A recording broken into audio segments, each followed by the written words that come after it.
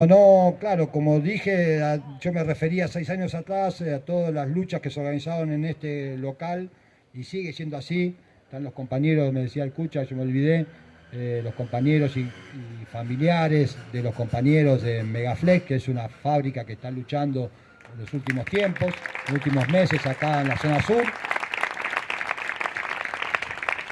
Hay compañeros ferroviarios que también más de una vez se organizaron acá para distintas luchas de los terciarizados que se han dado en los últimos años.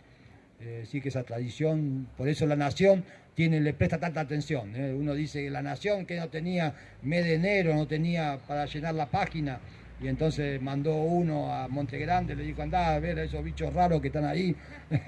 Todo no, les preocupa, compañeros, les preocupa porque es una buena iniciativa tener estos clubes obreros, estos lugares de esparcimiento, de recreación, de debate, de discusión, que no hace más que retomar las tradiciones, viejas tradiciones del movimiento obrero argentino, nacida ya en el siglo XIX con los anarquistas y los socialistas que formaban y fundaban clubes obreros para que la familia de los explotados mismos, tengan un lugar de recreación, de debate, de intercambio, etcétera, etcétera. Entonces, bueno, estamos recontra agradecidos a todos los presentes y compañeras y compañeros. Gracias por venir. Yo siempre estoy escuchando mucho, me dice fanático de un uruguayo que se llama Tabaré Cardoso y tiene un cosa que dice, un festival que da, y dice, gracias por venir, gracias por llenar. Bueno, gracias por venir y gracias por llenar. Bueno, empezamos la charla. Buenas tardes. Yo estoy muy agradecido de tener la oportunidad de estar acá. En primer lugar, porque estoy en vacaciones, pero voy a hacer esa charla después de comer un rico asado y poder conocer a muchos compañeros que están en lucha o que traen ya una larga historia de lucha. Y bueno, y también para nosotros, yo quiero intentar traer algunas ideas de lo que está pasando en Brasil y, y para ver si eso ayuda a sacar lecciones para acá. Para nosotros, los revolucionarios, es muy importante el internacionalismo. Entonces, por ejemplo, para nosotros en Brasil, cuando hubo la lucha contra la reforma previsional, acá todos los obreros en Brasil acompañaban y parecía algo de otro mundo a ver tanta gente luchando en la calle por la situación reaccionaria que estaba Brasil. A nosotros ahora también discutimos en las elecciones a varios compañeros en universidad, en trabajo, cómo muchos trabajadores argentinos votaron a Alberto con grandes expectativas, pero está ahí el FMI y para poner una alerta, mira, tú tenés expectativas con Lula, pero la condición económica no van. Y digo ese pequeño ejemplo para pensar, como siempre, sacamos algunas lecciones de lo que pasa en un país, sirve para pensar en otro. Entonces, quiero intentar traer algunas ideas de dónde viene la derecha brasilera, qué es, cómo el PT concilia con ella y cómo nosotros los trabajadores tenemos que luchar con qué programa, con qué ideas. Entonces, ese es el objetivo que tengo. Y voy a intentar hacerlo con mejor que mi castellano alcance y sin también tomar mucho tiempo, para que no se aburran. Y porque también nombre que no están acostumbrados a intentar hacer lo mejor posible. En primer lugar, bueno, creo que todos vieron las acciones de 5.000 personas, eran 5.000 con remera de la selección de Brasil, y que es un símbolo que la derecha usa ya hace varios años, el progresismo. Hay grieta en Brasil para todo, hasta en fútbol. La gente, digamos, hincha que que va por Lula ponía un 13, que es el número del PT, en su remera de la selección. No se usa algo, digamos, Neymar, porque Neymar era un tremendo bolsonarista, hizo videos, y bastante gente del progresismo vibró cuando Neymar se lastimó. Hay grieta en todo, incluso en fútbol, para que piensen un poco el nivel de polarización que hay en Brasil. Bueno, 5.000 personas financiadas por agronegocio y capitalistas de logística, de camiones, y que son sectores que apoyan fuertemente a Bolsonaro, con participación directa o que dejaron correr la fuerza de seguridad, dejaron que 5.000 personas tomaran y destrozaran los 3 edificios centrales de poder en Brasilia. El Palacio de la Presidencia, la Casa Rosada, digamos, el Supremo Tribunal, Comodoro Pi, y el Congreso. Y destrozaron todo, destrozaron incluso obra de arte. Con cuchillo se destrozaron obra de arte histórica de Brasil. Una cosa tremenda. Y la policía no les enfrentó. No sé, con 50.000 personas ya tuvimos manifestaciones ahí en Brasilia. Brasilia está muy lejos, digamos, de los centros más urbanos. Es un centro urbano grande, 3 millones de personas, pero está muy lejano de Río de Janeiro y São Paulo. No sé, como 1.600 kilómetros. Está lejano. Y con 50.000 personas no llegaban a kilómetros del Congreso, porque había no sé, humo, balas, no sé. Pero lo dejaron, con 5.000, armar eso. Nosotros decimos de esas repudiables acciones golpistas, pero no como un golpe, un intento serio de golpe, porque no había base para un golpe de ese tipo. Ya antes, cuando estaban bloqueando ruta, sectores, Bolsonaro sacó 49% del voto, pero sectores que la habían votado, ya había muchos que estaban molestos con eso. Y gente que dice, bueno, ganó el otro, que el otro gobierne. Los 49% de Bolsonaro no son de extrema derecha, todos. Hay diferentes encuestas que dan 15, 20%, que quieren una dictadura militar. Los otros 49%, hay gente conservadora, antiaborto, anti lucha de las mujeres, y gente anti-PT, por todos los escándalos de corrupción de antes. Y bueno, de esa acción, todos los gobiernos del mundo se delimitaron, incluso de la extrema derecha. Italia, de extrema derecha, repudió los ataques. Israel, que es un tremendo apoyo a Bolsonaro, se delimitó. Hasta Milei borró los tweets, ¿no? Que había hecho y eran bastante confusos, y lo borró. Entonces, y Estados Unidos salió al minuto a criticar. Entonces no había condiciones. La burguesía brasilera salió a repudiar. Y bueno, pero algo y un resultado claro es que debilita al Bolsonaro y al bolsonarismo. Esas acciones locas que hicieron, porque no daba. El propio vicepresidente Mourão, que era un general de 4 estrellas, el máximo, el vice de Bolsonaro, ya había dicho, porque Bolsonaro ya había huido a Estados Unidos, ¿no? Antes de la asunción de Lula, que ya había sido limitado, que había que reconocer, entonces, y que el no reconocimiento del resultado electoral por Bolsonaro debilitaba las Fuerzas Armadas porque estaban muy pegadas a él. Entonces, las Fuerzas Armadas dejaron correr, pero no es que apoyaban un golpe. Entonces, para ubicar un poco, digamos, los hechos.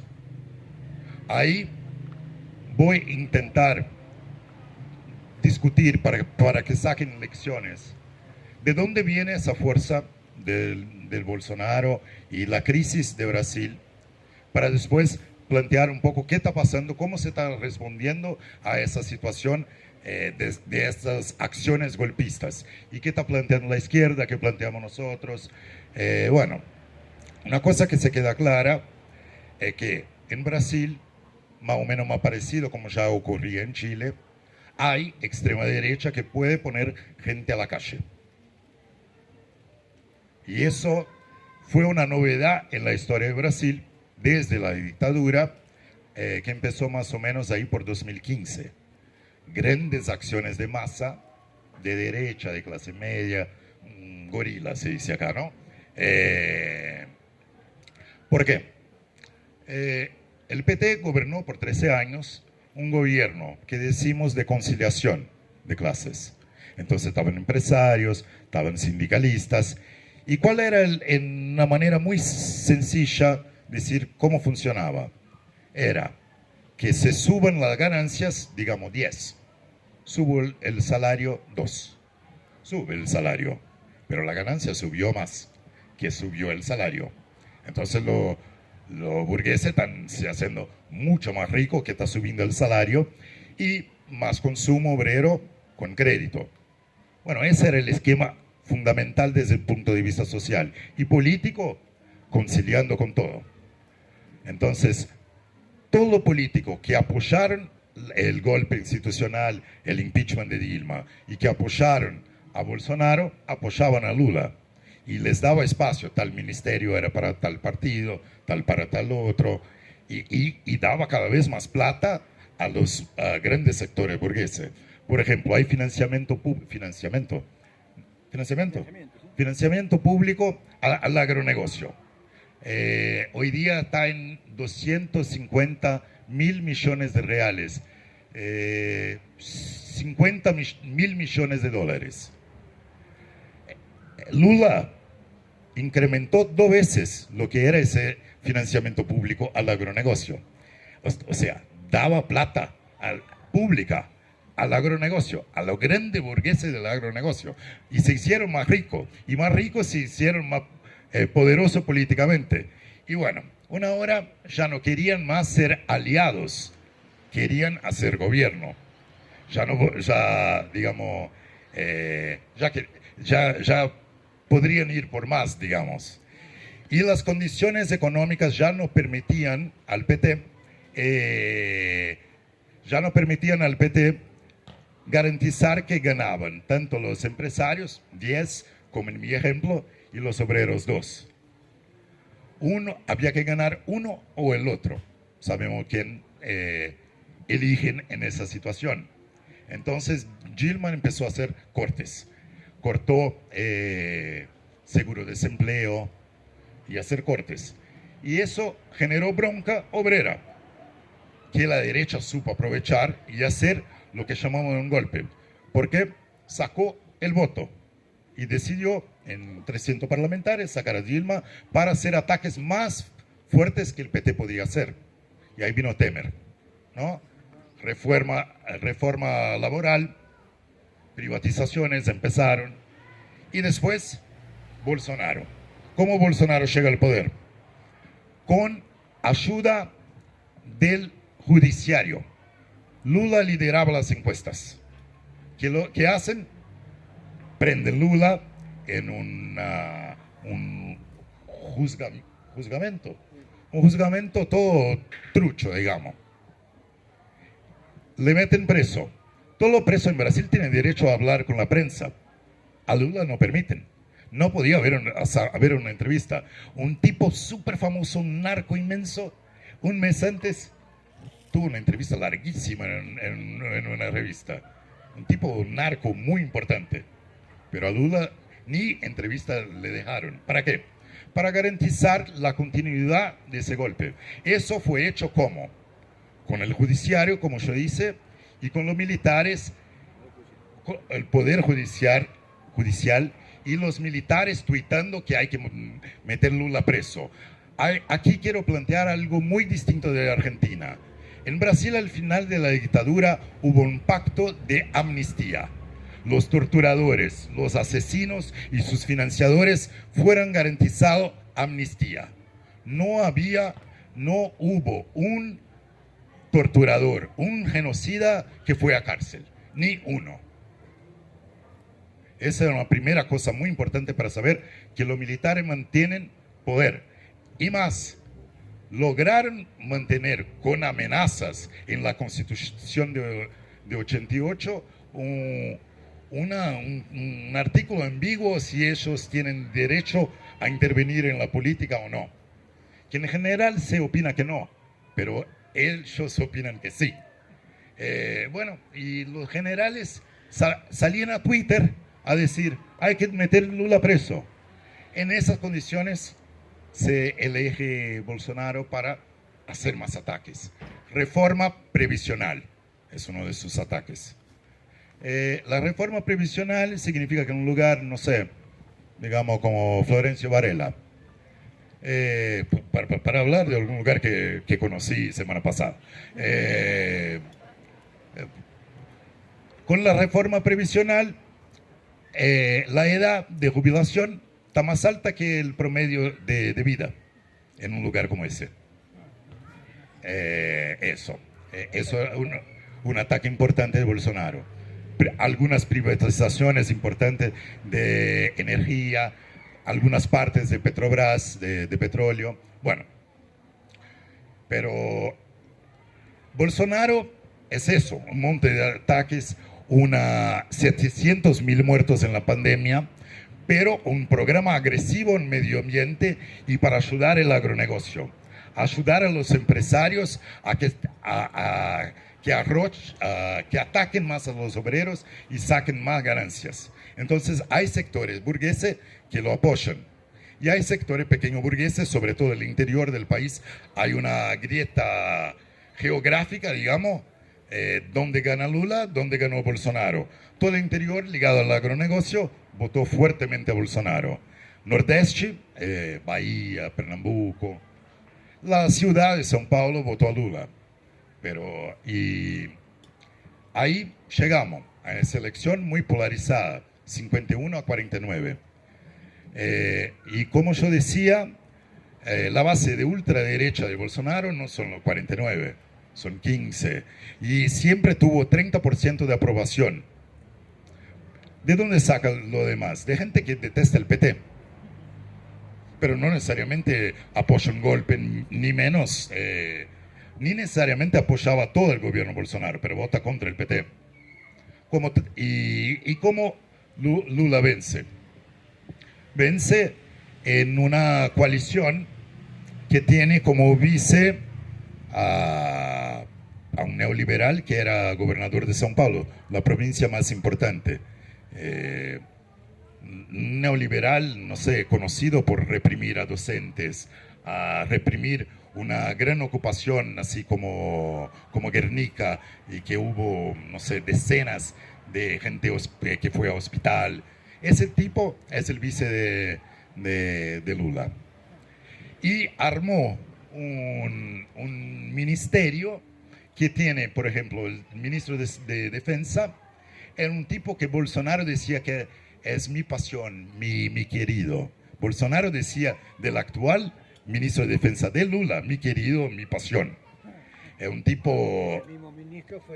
Ese mismo ministro, que es el ministro de Defensa de Bolsonaro, dijo, están mis amigos allá en la movilización en Brasilia. Dice, ahí están mis amigos. Ministro de Defensa de Lula. Dijo, y bueno, todo el mundo nos equivocamos alguna vez en la vida.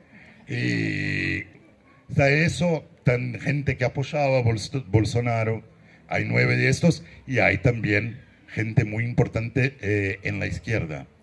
Se creó un Ministerio de Pueblos Originarios donde se puso una persona del PSOL, que es el grupo a izquierda del PT más conocido, con representante parlamentario. Se puso un referente intelectual de movimiento negro. Entonces se ha armado de coalición con gente muy a derecha, incluso un ministro de Defensa que dice que tiene amigo ahí en la manifestación golpista. ¿Y cuál es la respuesta que da el régimen y da Lula a esa situación? Y para que pensemos nosotros y yo empiece a terminar para que charlemos más preguntas, opiniones y tal. El régimen aprovechó para endurecer sus medidas autoritarias desde el Poder Judicial. Nosotros decimos, usamos un concepto marxista, el bonapartismo, no voy a desarrollarlo, pero un autoritarismo, digamos, que, por ejemplo, metió a Lula preso, que avaló que se sacaba a Dilma, ese judiciario que puso los militares a fiscalizar la elección ahora, ese judiciario que hizo ya tenía una causa que súper autoritaria, que el mismo ministro del Supremo que acusa es el que juzga. Una cosa bárbara. Bueno, ese tipo, Alexandre de Moraes, sacó al gobernador del Distrito Federal de Brasilia sin que alguien hubiera demandado a la justicia que le sacara. Sacó un tipo que de derecha, bolsonarista, pero que fue elegido hace 2 meses. O sea, el tipo, sin que alguien le demande, saca, vale más que el sufragio, que el voto. Bueno, es un precedente muy...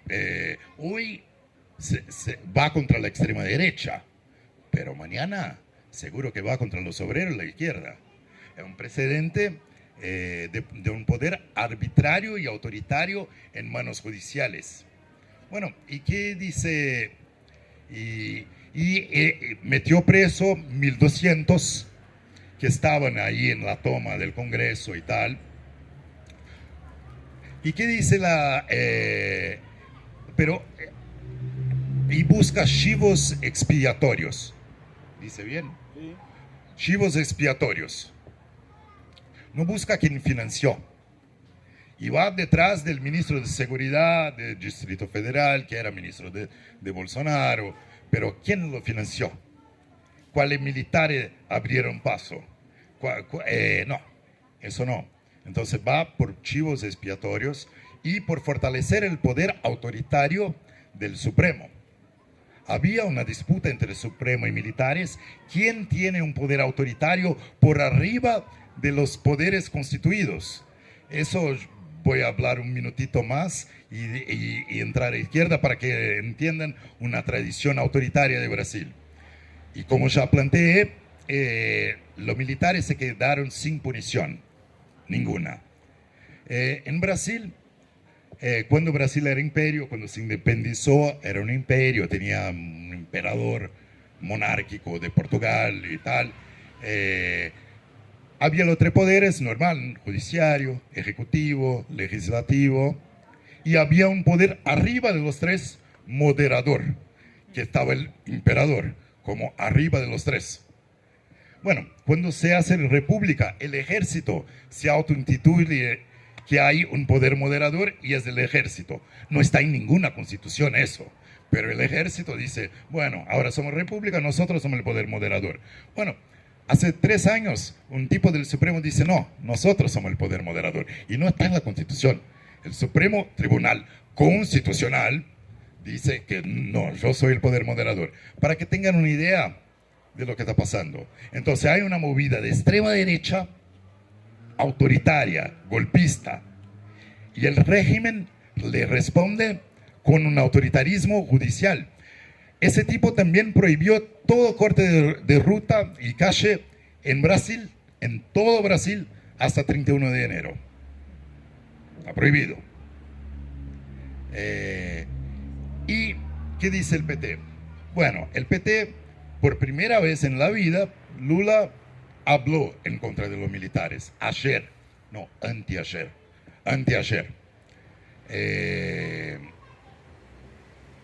Quizás hay mucha especulación, no voy a entrar en especulación cuánto Lula quiere meter algún militar, cuánto hay de rosca, de negociaciones, de espacio entre lo militar, el judicial y Lula. Pero en resumen, con esa movida golpista se fortalece la coalición, se fortalece el apoyo popular al ese judiciario autoritario que garantizó el camino a Bolsonaro antes, que garantizó cada ataque. Yo me olvidé de uno porque hay tantos. No se podía tercerizar todo en Brasil. El judicial, el Supremo dice, sí, se puede. Sin ley, sí, se puede. Puede. La Petrobras, donde laburo yo, para privatizarla había que sacar una ley. Pero ahí quizás no pasaba para privatizar. Entonces el Supremo dice, no, mantener Petrobras, pero puede vender todo de Petrobras de un estado. Eso sí puede. Y ahí empezaron a privatizar así. El nombre Petrobras no puede, por ley. Pero si quiere vender todo de la provincia de Bahía, dale, yo lo autorizo. A todo de Río Grande do Norte, dale, yo autorizo. Ese judiciario que siempre cumplió un papel, un rol de ayudar a los burgueses y que antes fue contra Lula, ahora está contra la extrema derecha, se fortalece. Y el PT hizo una gran movida, llamó a todos los gobernadores, incluso los bolsonaristas, a hacer una marcha en defensa de las instituciones que caminó desde la presidencia hasta el Supremo.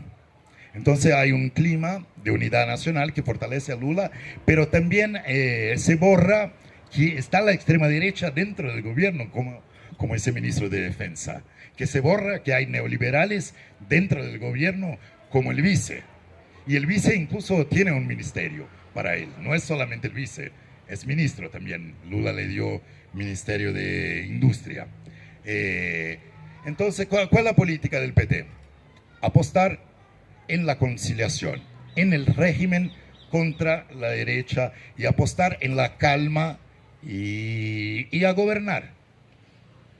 No es salir a enfrentar. Hubo gente en la asunción de Lula que empezó a gritar sin amnistía. Y eso también es una consigna que está en las redes sociales y que es un punto de apoyo para nosotros, para discutir una política alternativa a la que plantea, que plantea el PT y que hoy día todos los grupos que estaban, digamos, a izquierda del PT plantean básicamente lo mismo que el PT, que es fortalecer las instituciones. Entonces, si el PT dice, Supremo, prendan, PSOL dice, prendan más. Los estalinistas que parecían, estaban creciendo en juventud, que parecían más independientes, tuvieron candidato propio en primera vuelta, en balotaje, fueron Lula ciegos, dicen, prendan más. Casi, es que no tienen coraje, pero la consigna es más yuta. Sería esa, en traducción, digamos, callejera, de cuál es su política. Más yuta, que viva los jueces, sería eso. Porque es demandando que el Supremo actúe más, que se prenda más y que presionar a que prendan más, presionar a que y que se fortalezca las instituciones. ¿Qué planteamos nosotros? Que para luchar sin amnistía, como surgió esa consigna, hay que desarrollar la lucha de la clase trabajadora, porque por las instituciones se fortalece la impunidad, se fortalece la conciliación y que se elija un chivo expiatorio 2000, pero que se mantengan los grandes empresarios y todo el esquema intacto. Entonces hay que desarrollar la lucha contra la extrema derecha en forma independiente del gobierno, porque el gobierno está ahí con la derecha y conciliando con esas instituciones. Y para desarrollar la fuerza obrera hay que traer a frente también la discusión que todos ahora de la izquierda de Brasil se olvidan, que era luchar contra las reformas. Incluso decían que había que votar por Lula para volver atrás las reformas de Temer y Bolsonaro. Ahora ya no hay. Hay puro que el judiciario puna a no sé quién, que no sé quién sea punido. Y ya no hay discusión sobre la reforma laboral, previsional, los límites a educación, salud y privatizaciones y tantos ataques que hemos tenido en los últimos 6 años en Brasil. Hay que desarrollar desde algunos lugares cómo la clase obrera se une para luchar por sus demandas en forma independiente del gobierno y contra la extrema derecha. Es lo que nosotros estamos intentando hacer y desde somos una parte de la directiva del sindicato, de la comisión directiva del sindicato de no docentes de USP, que es una universidad importante en São Paulo, de Brasil, que salió con una política, llamando a tener una política independiente del gobierno, y que los trabajadores tenían que organizarse para luchar por un día de paro nacional, que es lo que planteamos. Entonces, cómo desde algún lugar intentar mover y llamar trabajadores de otras tradiciones políticas, digamos, de otras conducciones sindicales, a formar un frente. Esa es la política. Otra cosa es la batalla para imponerla, pero esa es la política. ¿Cómo mover la clase obrera para que confíe en su fuerza? Porque conciliando se abre paso a la derecha. Para plantear en un último minuto, volviendo a donde yo estaba 15 minutos atrás, por ejemplo, el agronegocio y su poder parlamentario no vino en un portaaviones yanqui. No llegaron con un portaavión yanqui y destituyeron a Dilma, metieron preso a Bolsonaro, a Lula en 2018. No, fueron tipos que fueron financiados, que tenían acuerdos con el PT, que PT incrementó el presupuesto público para el agronegocio, que hizo acuerdos con la bancada de la Biblia, que decimos, prohibiendo que se discuta el derecho al aborto legal, seguro y gratuito. Está prohibido por el PT que se presente proyecto desde el PT sobre eso. Entonces no vinieron con un portaavión yanqui. La conciliación fue armando paso para que los aliados se hicieran fuertes y quisieran hacer un gobierno. Hoy el PT busca recomponerse con estos mismos tipos para gobernar. La conciliación ya vimos en lo que da. Entonces hay que desarrollar el Frente Único Obrero y la lucha contra la extrema derecha y contra toda la reforma, todos los ataques que vinieron de todos esos años del régimen del golpe. Bueno, ya tomé más tiempo de que quería para esa exposición inicial y bueno, no sé si hay preguntas y cosas para hacer, para seguirnos. Bueno, al principio lo que dice Juan, para irnos de derecha a izquierda. ¿Cómo queda el bolsonarismo? Bueno,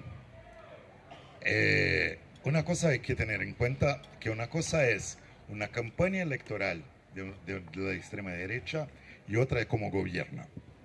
Entonces eso es la primera cosa para pensar, incluso como el gobierno de Italia repudia el ataque bolsonarista.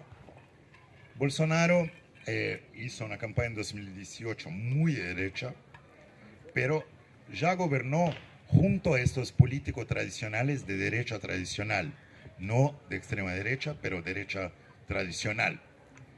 Y ocurrió un proceso que nosotros decimos de institucionalización del bolsonarismo. O sea, ocupan lugares de poder institucionales. Hay un tipo en el Supremo, son 11 en Brasil el Supremo, que Bolsonaro lo puso. Eligieron varios gobernadores, incluso de São Paulo, que es la provincia con más población y más economía. Pero incluso ese tipo bolsonarista participó, el gobernador elegido de São Paulo, electo elegido, electo, participó de esa marcha de los gobernadores y Lula en defensa del Supremo. Entonces, ¿qué pasa? Me parece que Bolsonaro se queda debilitado y gente de extrema derecha se queda en una situación medio rara porque Bolsonaro está en silencio, casi no dice nada.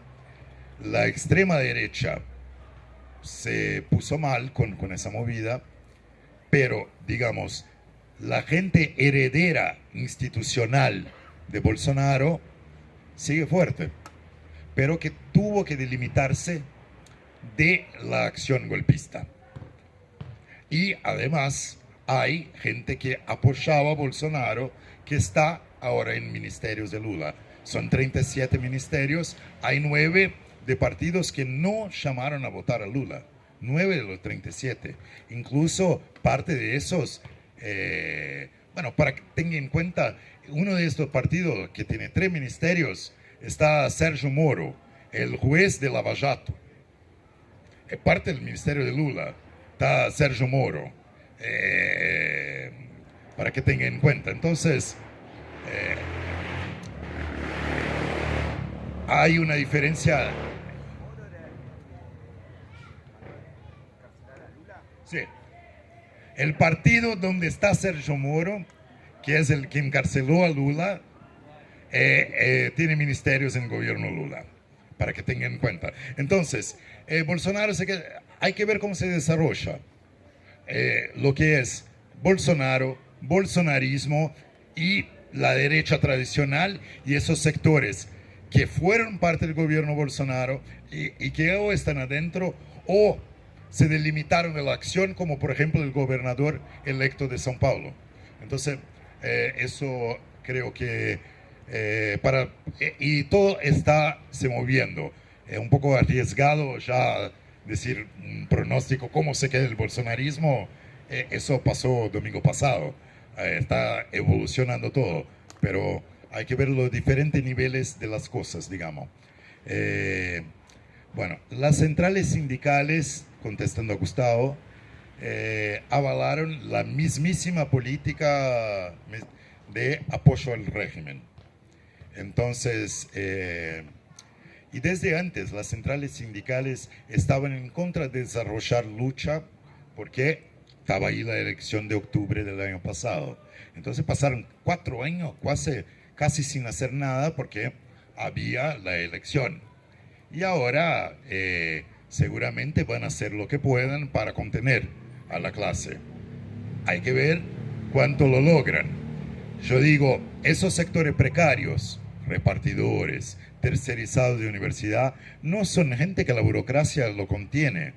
Los tercerizados tienen una burocracia amarilla que nadie sabe dónde está. Son sindicatos que amarillo vendido, patronales, pro-patronales, tremendo. Los repartidores, ¿quién llama? No es un sindicato, son gente autonomista y que tiene muchos seguidores en Facebook, en Instagram y dicen vamos a paro. Eso ocurrió en la pandemia con ellos llamando. Hubo una otra vez que llamaron y se efectuó poco. A ver cómo evoluciona. No sabemos. Y son un poco más antipartido. Claro, vamos ahí a apoyar con todo que podemos y ver lo que se puede desarrollar, pero... Y también una cosa son esos tipos referentes de Facebook, de repartidores, y lo que son los millones, se dice que hay casi 15 millones de gente que trabaja para apps en Brasil, de Uber, Pedido Ya, no sé, todo tipo de repartidores. Bueno, ahí para pensar un poco lo que plantea Juli, después voy a la opinión de la gente, pero bueno, quizás sea interesante para que ustedes piensen la movida del partido judicial acá también, pero quizás también sirva para pensar otra cosa.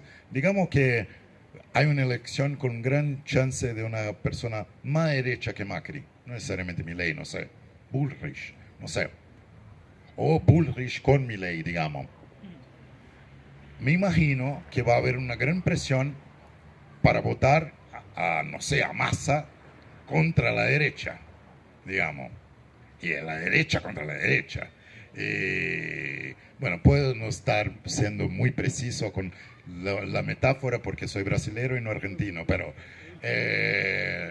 pero también de ver las presiones, y claro que no digo que Lula es Massa, al revés, Lula es un referente que vino del movimiento obrero y conduce el movimiento obrero a coalicionarse con gran burguese, con latifundio, agronegocio, a gobernar junto a la derecha. Pero es una persona que viene de lucha obrera desde 78, 80, cuando hubo huelgas para recuperar los sindicatos que estaban en manos de interventores de la dictadura. Y bueno, ¿cómo se puede desarrollar el Frente Único Obrero, lo que plantea Agustina? ¿Cuáles son las herramientas del movimiento de masas? Bueno, hay la más grande central sindical de Brasil, la CUT, Central Única de los Trabajadores, no es la única, pero así se llama, es la más importante, es dirigida por el PT. ¿Y qué se organiza en la CUCHI? Petrolero, metalmecánico, sectores industriales, docentes, gran parte de los sectores estatales y metalmecánicos, digamos industriales, están en la CUCHI. Hay otras centrales menos importantes, pero no sé, la segunda más grande, Força Sindical, organiza, no sé, 12 millones de obreros. La segunda, la CUCHI son 22, 24 millones. Hay una tremenda fuerza. El movimiento estudiantil tiene como una central, la Unión Nacional de Estudiantes, que está como para todas las federaciones, digamos, y lo conduce el Partido Comunista aliado de Lula.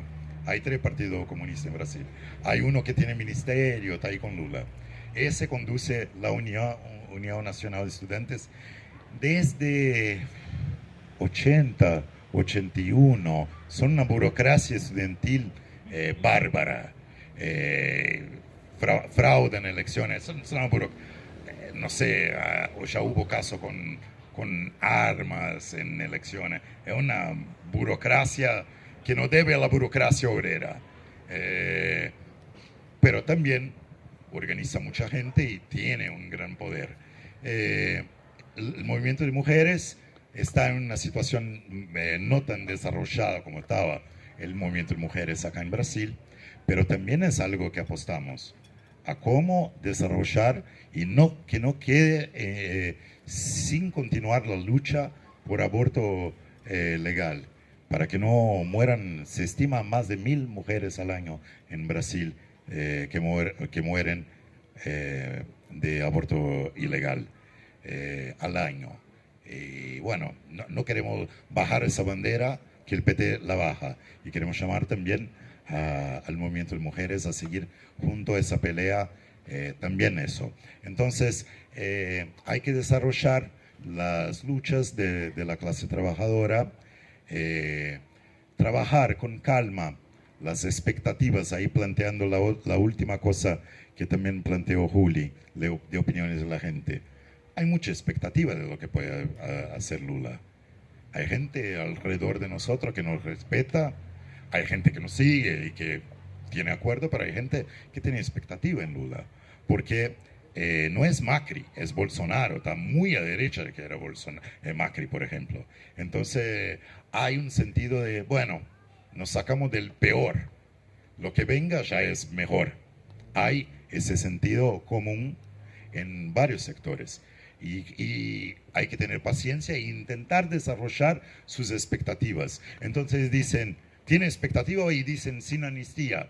Bueno, nosotros, ¿cómo dialogamos con los sin amnistía y desarrollar el movimiento independiente para que se juzgue, que se encuentren los financiadores, los empresarios, los generales?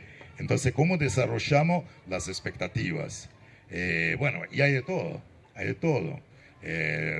No me atrevo a decir, la gente opina eso, porque es muy distinto que opina un repartidor, que opina un petrolero, un docente, bueno, diferencias regionales, un país bastante grande, eso, pero también cómo intentamos desarrollar esa política y llamar, por ejemplo, sectores, centros de estudiantes a tener una política de independencia y intentar desarrollar una respuesta independiente del gobierno para luchar contra la extrema derecha y poner al frente las demandas de la clase obrera, de la juventud, que quiere recomponer el presupuesto universitario, porque está todo en decadencia, porque se fue cortando.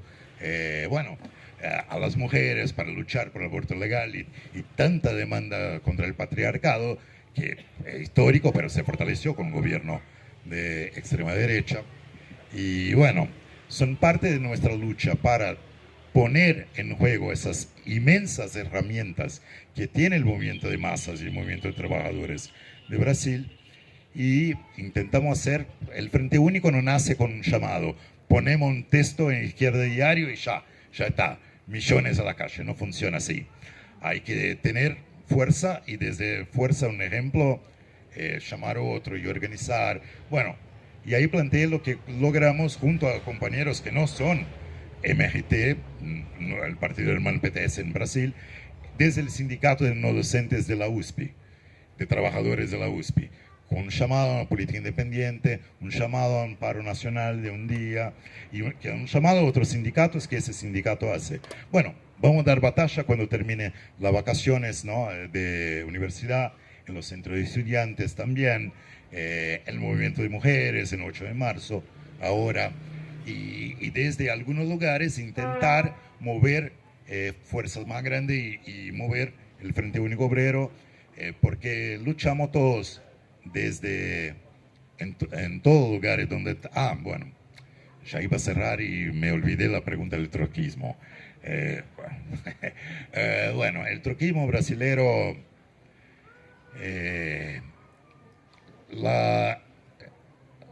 las corrientes históricas más fuertes del troquismo brasilero son de origen morenista, o sea, están con el MST, Izquierda Socialista y PSTU de acá, esos tres.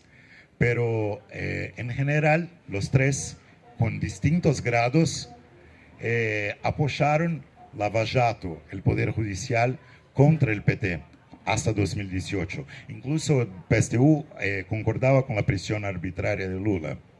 Entonces esa posición, capitulando a opinión pública liberal, a la derecha liberal, abrió un espacio al stalinismo, por ejemplo, en las universidades, porque no había referencia troquista importante. Nosotros somos un grupo más chico, batallamos para desarrollar las ideas y tener más fuerza en algunos lugares. Estamos ahora también en conducción del subte de São Paulo, que es una estructura muy importante, y bueno, algunos centros de estudiantes y pocos, y intentar desarrollar el troquismo, ¿no? Y ahora el troquismo, una parte fue muy entusiasta, por ejemplo, el grupo que no es el MST, pues ya no tiene la relación internacional, estaba muy entusiasta de Lula y estaba ahí en la Asunción y decía, vamos Lula, y bueno, eran la gente que aparecía con más izquierda que el PT. Y el PSOL ahora se hace igual al PT. No tuvieron candidatos y eran la gente más loca de Lula que habían, eran los tipos de PSOL. Entonces se disminuye el espacio a izquierda del PT, desde el punto de vista electoral, político. Entonces es una batalla que se hace más a contracorriente, si queremos. Pero al mismo tiempo, siempre que hubo que PT fuera gobierno, se reorganizó toda la izquierda en Brasil. Entonces, también nos preparamos para lo que va a pasar cuando se cambie las expectativas. Hay que ver cuál sector. Entonces, trabajamos esa hipótesis de los precarios, repartidores y tal, como parte de todo ese mecanismo se puede decir, de cómo de pocas fuerzas mover más fuerzas, llamar a otros sectores para constituir lo que alcance en una lógica de Frente Único Obrero. Y bueno, nuestra política acá en Argentina, en Brasil, en Francia, en Estados Unidos, tiene una parte fundamental, que es que buscamos que la clase trabajadora y la juventud, las mujeres, se organicen desde abajo. Porque eso puede hacer las luchas que se desarrollen más, pero también es un embrión de la futura sociedad comunista que luchamos. Entonces, la lógica del Frente Único también tiene que ver con esa lucha cotidiana nuestra para construir el socialismo desde abajo. Bueno, creo que contesté lo mejor que pude todas las cuestiones que fueron planteadas. Bueno, muy bien.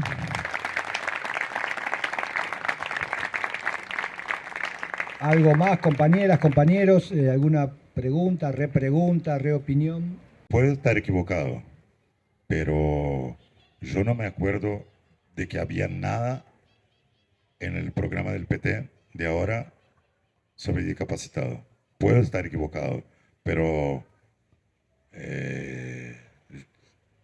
no vi en el programa o no me acuerdo y ningún debate televisivo abordó.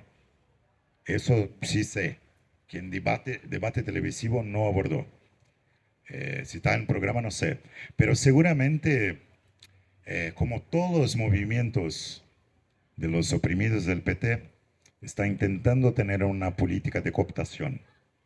Entonces, por ejemplo, el PT puso en la Secretaría de Derechos Humanos Silvia Almeida, que es un referente del movimiento negro muy importante.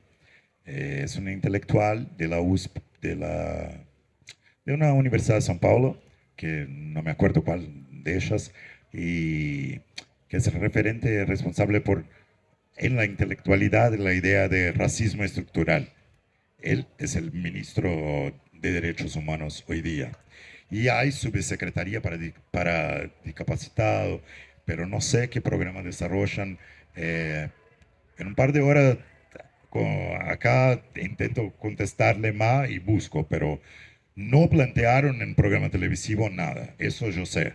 Y bueno, pero parte también de la política de cooptación que hay, yo planteé de pueblos originarios que puso una diputada indígena del PSOL, y para igualdad racial puso la hermana de Marielle Franco. Pero para tener en cuenta la contradicción del PT, Marielle Franco fue una concejala del PSOL que fue asesinada en 2018, marzo, si no me equivoco, por fuerzas que nosotros llamamos de milicianos. Milicianos son policías no son tan paramilitares porque son policías una parte del día y los otros, la otra parte son una mafia que administran lugares. Entonces intentan imponer cómo la gente vote, le vende el gas, el agua, el cable, y uno no puede comprar gas que no sea de ellos, el agua que no sea de ellos. Bueno, estos tipos mataron a Marielle y la ministra de Igualdad Racial es la hermana de Marielle, que es un tremendo símbolo del movimiento negro. Pero al mismo tiempo, la ministra de Turismo es una miliciana, recontra conocida por miliciana. Sacó 87% del voto en su municipio. 87%. Para un diputado es algo que no existe en su distrito. 87%. Y bueno, ahí es parte de la contradicción. Y bueno, ahí por 2018 y elecciones. Fue muy distinta la elección de 2018 y la de ahora, contestando al compañero. En 2018, la burguesía prendió a Lula y no había ningún sector burgués importante que apoyaba a Haddad. Y nosotros ahí no es que votamos a Haddad, decíamos que acompañábamos el movimiento que quería combater a Bolsonaro votando a Haddad. No es que apoyábamos a Haddad o hacíamos una movida que como Haddad, pero era una situación distinta, que no había sectores burgueses apoyando a ese partido con base sindical, que es el PT. Es muy distinto de 2022. Hubo grandes movidas con la Globo, que es la gran cadena de televisión de Brasil y de periódico. Es un super canal y Clarín, digamos, no sé, apoyando al gobierno. Era una cosa loca. Los programas de Globo, cómo apoyaban a Lula. Y no sé, hubo gente que se emocionó de Globo contando la noticia, de llorar. Entonces es un poco distinto y por eso no salimos a decir voten blanco, porque si no uno quedaba como un loco con tanta polarización. Pero decíamos, mira, la conciliación que Lula propone tiene Alckmin, un gran referente del neoliberalismo en Brasil, como su vice. No era, la otra vez era PT con vice del PC. Ahora PT con el gran referente del neoliberalismo de vice. El gobernador de São Paulo, su partido gobernó São Paulo por 20 años y es responsable por varias privatizaciones, represiones, como vice. Y Lula siempre dijo, no va a ser un gobierno Lula, es un gobierno Lula-Alckmin, que es el vice. Y dice eso todo el tiempo, incluso como símbolo, en la Asunción estaba ahí al lado, el Alckmin en el carro, en el coche, bueno, y ahí entonces no, tuvimos una posición de no votar, pero discutiendo pacientemente con las ilusiones y expectativas de los obreros ahora. Bueno, eso. ¿Alguien más, compañeras, compañeros, quiere decir algo?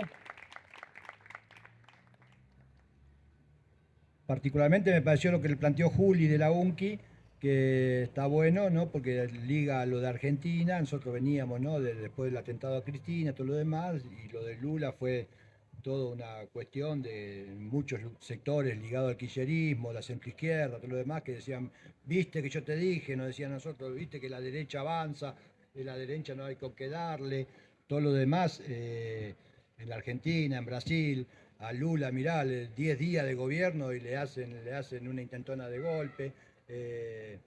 Bueno, digo, si eso hay alguien que, digo, porque es una discusión muy importante, esta discusión porque es importante, para ver cómo nos preparamos para enfrentar todas estas variantes de derecha que surgen, en la mayoría de los casos, alimentadas por la política de los gobiernos progresistas, ¿no? Si a alguien le hace el caldo gordo es una expresión muy vieja, le decía a mi papá, el caldo gordo cuando le hacen el juego a alguien, es los mismos gobiernos progresistas que aplican los ajustes del FMI, que mandan a millones a la pobreza, que reprimen, todo lo que contó él en Brasil, lo que conocemos nosotros en la Argentina. Vemos distintos gobiernos, Castillo había sido en Perú, es decir, distintos gobiernos progresistas que fueron surgiendo. ¿Está bien? Ahora que muchos sectores progresistas nos decían, bueno, ahora viene de vuelta la hora del progresismo, vamos a repartir mejor, bueno, el kirchnerismo acá en la Argentina, ¿no? Bueno, ya vemos lo que es esta segunda oleada de gobiernos reformistas o populistas, que son gobiernos de reformistas o populistas de mano vacía, ¿está bien? Más vacía que antes. Si antes tenían un poquito, ahora no tienen nada, ¿está bien? En comparación a los 2000, cuando surgió el kirchnerismo, cuando surgió Kirchner, que estaba el famoso viento de cola. Los países latinoamericanos amasaban grandes acumulación de fondos y de ganancias producto del comercio con China, que era el motor del mundo, por las exportaciones, etcétera, etcétera. Fue un ciclo de desarrollo económico que le dio lugar y pie a esos gobiernos populistas. Bueno, hoy eso no existe más, compañeros. Eso no existe más, no hay viento de cola, más bien hay un viento de frente, como se ve con la guerra entre Ucrania y Rusia, la situación inflacionaria y recesiva que se ve en el conjunto del mundo, ¿no? Que estamos viendo a cotidiano, que son motor de luchas obreras muy importantes en países principales de Europa, centralmente, en el mismo Estados Unidos, con la última huelga ferroviaria, que la izquierda, inclusive del Partido Demócrata, reventó, ayudó a liquidar, está bien, porque votó en contra de las demandas que planteaban los ferroviarios, que pedían solamente tener un poco de licencia, le pedían el derecho a tener licencia médica. Miren, compañeros, licencia médica, que se les reconozca un par de días por mes para tener derecho a enfermarse. ¿Está bien? Y el partido, la izquierda, el Partido Demócrata, le votó, junto con los republicanos, votó en contra de darle esa demanda. Es decir, pero esos partidos, como dijo un intelectual italiano, pero que es un docente en México y que estudia mucho Latinoamérica, dijo, estos gobiernos reformistas o populistas o centroizquierdistas, como quiera llamarse, son gobiernos de segunda mano, es decir, como si uno va a la feria americana y encuentra una ropa usada. Está bien, ya no tiene el brillo de la ropa original del primer momento, sino que ya tienes una ropa usada, media descolorida, todo lo demás que no tiene mucho para dar. Y encima juega para los que, como decía el compañero, preguntaba hoy, el problema del imperialismo, que una vez más está tratando de avanzar sobre lo que es América Latina, que no es más ni menos, como siempre, su patio trasero. ¿Está bien? Es decir, donde quiere avanzar a través de los acuerdos con el FMI, en distintos acuerdos leoninos, con el extractivismo, etcétera, etcétera, quiere avanzar en la sumisión del continente latinoamericano. Entonces, esa combinación de gobiernos populistas de segunda mano, que no tienen nada para dar, que no tienen para llenar la heladera como prometió Alberto Fernández y Cristina en su momento, no tienen nada, y la derecha que se apoya, que aprovecha, que aplican políticas de ajuste, políticas antiobreras y antipopulares para fortalecerse, y hacer demagogia sobre las masas pobres, sobre los trabajadores, de que hay que ir por la derecha, etcétera, etcétera, con todos sus límites, ¿no? Porque lo de Brasil demuestra que es un límite, la derecha que se come lo que para muchos compañeros y compañeras se come los chicos crudos, qué sé yo, en Brasil tenemos que ver qué pasa, pero por lo pronto Bolsonaro tuvo que guardar un violín en bolsa y no sale bien de esta, sale debilitado, sale más frágil de lo que antes de la intentona esta. Está bien, un tipo que igual mantiene el caudal de votos que dijo Leandro, mantiene un peso social muy importante, es hegemónico en la sociedad brasilera, pero sale mal de esta intentona, fracasó. Es decir, ahora eso quita que mañana eso entonces nos tiene que llevar a pensar de que ya está todo y que entonces vamos a la playa, a Copacabana, nos tiramos todos a tomar sol y todos tranquilos. No, qué sé yo, puede volver mañana, pasado, otra cosa, otra intentona, otra jugada, etcétera, etcétera. Pero hoy la situación latinoamericana, digo compañeros, porque es muy dinámica, porque está lo de nosotros. fuimos cambiando esta charla. Primero habíamos pensado en hacer una charla, debate por la película 1985, después dijimos no, pero es un sinsentido hacer eso, si está Brasil, todos están los compañeros acá, cambiemos, hagamos una charla por Brasil, Latinoamérica, etcétera, etcétera. Y hoy discutimos Brasil, pero compañeros, tenemos que seguir muy atentos a qué pasa en Perú.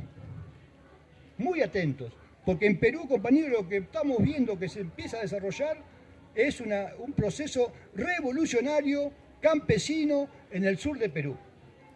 Que 100.000 trabajadores campesinos hayan salido del Cusco y las zonas aledañas a llevar a sus mártires hasta el entierro, es algo sintomático. Cuando en las masas pasa eso, porque algo se está por venir.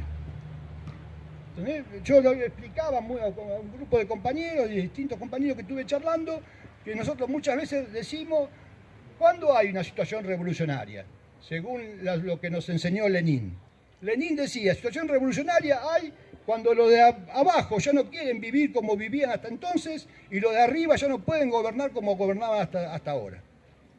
Y eso divide a la clase dominante y eso abre unas verdaderas grietas y brechas para que la movilización independiente de los trabajadores y el pueblo pobre se pueda colar y pueda dar una salida independiente a los trabajadores, de los trabajadores y el pueblo. Eso es lo que luchamos nosotros. Pues luchamos con la autoorganización, es decir, lo que se llama acciones históricas independientes. Es decir, cuando la clase obrera se decide que algo pasó en las revueltas, cuando se decide a decir, yo me voy a intervenir en la vida política del país y basta que me gobiernen estos diputados, como decía el compañero, de todos chorros, todos corruptos, todos antiobreros, todos que gobiernan para las grandes patronales, etcétera, etcétera, etcétera. Yo lo que difiero con el compañero uruguayo, ¿cómo era Eduardo? Juan Carlos, es que ya no pasa por, el compañero dijo, ya no pasa por la clase obrera media cansada. Yo no sé si está cansada la clase obrera. ¿Te interpreté mal? ¿Cómo?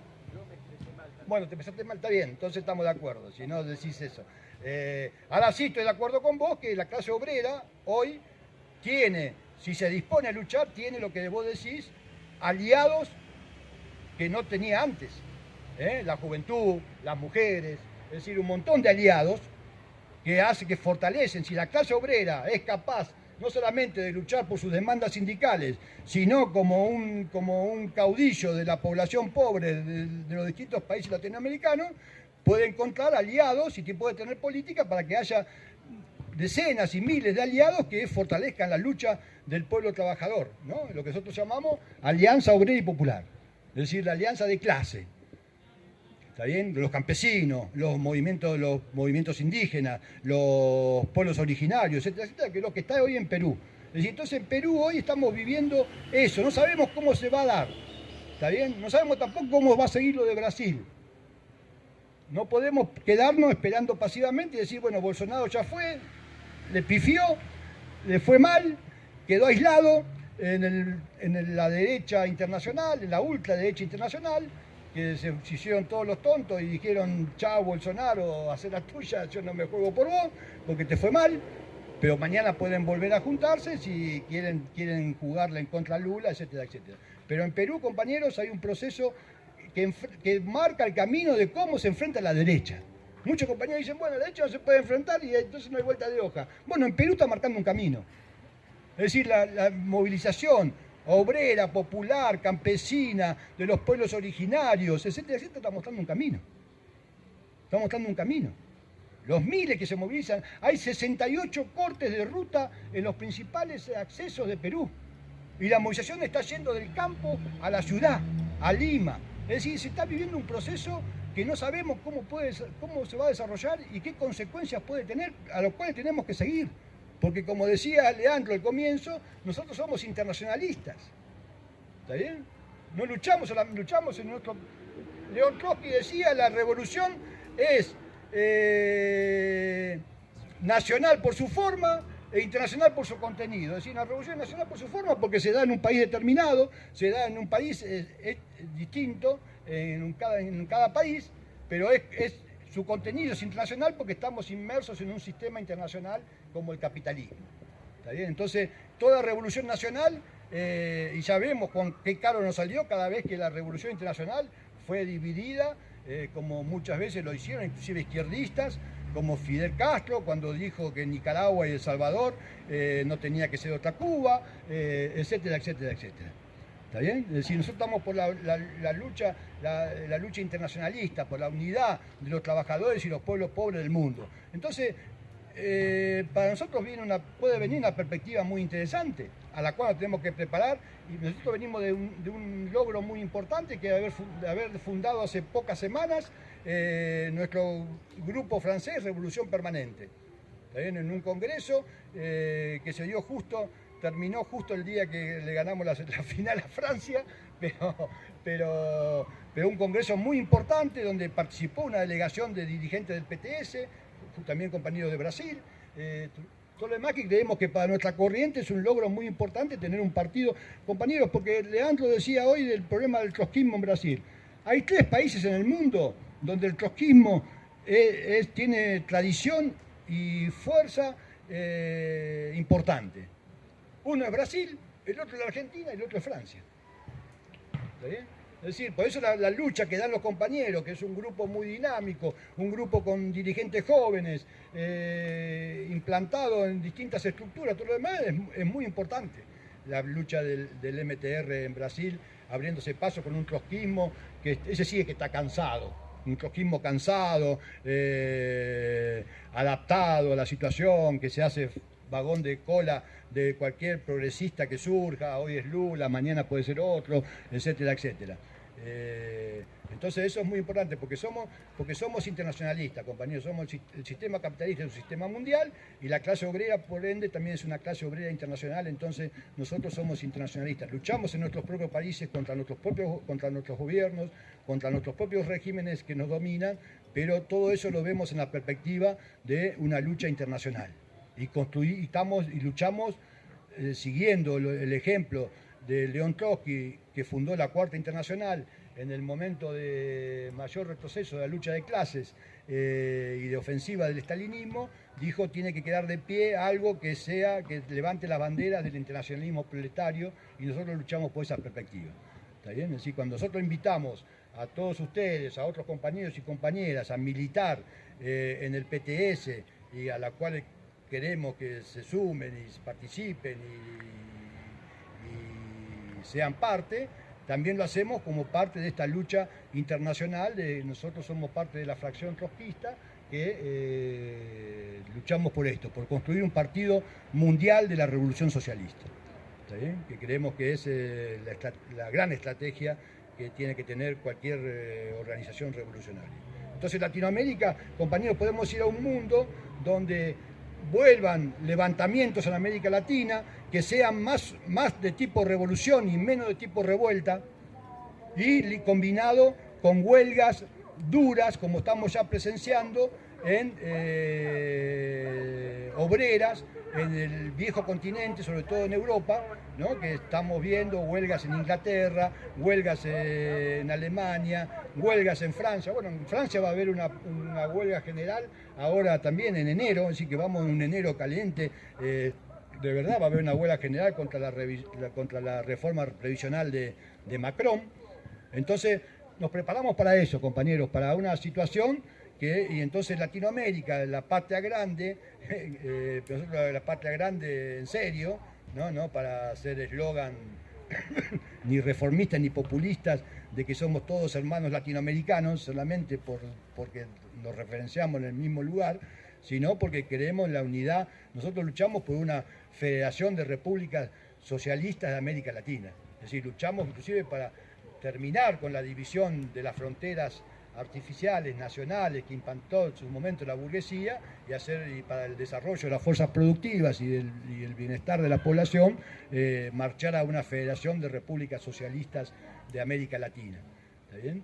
Entonces, esta es la perspectiva, de esta charla la queríamos hacer centralmente para esto. Hoy para ver cómo hacemos para enfrentar la derecha. Pero no solamente para enfrentar la derecha, sino que el enfrentamiento de la derecha sea en una perspectiva socialista, revolucionaria, de construir grandes partidos revolucionarios en Latinoamérica y en el mundo para luchar por un partido revolucionario que luche por la revolución mundial y que se prepare para enfrentar al capitalismo de conjunto. Bueno, compañeros, digo esto, ya estamos, si no, ya cerramos.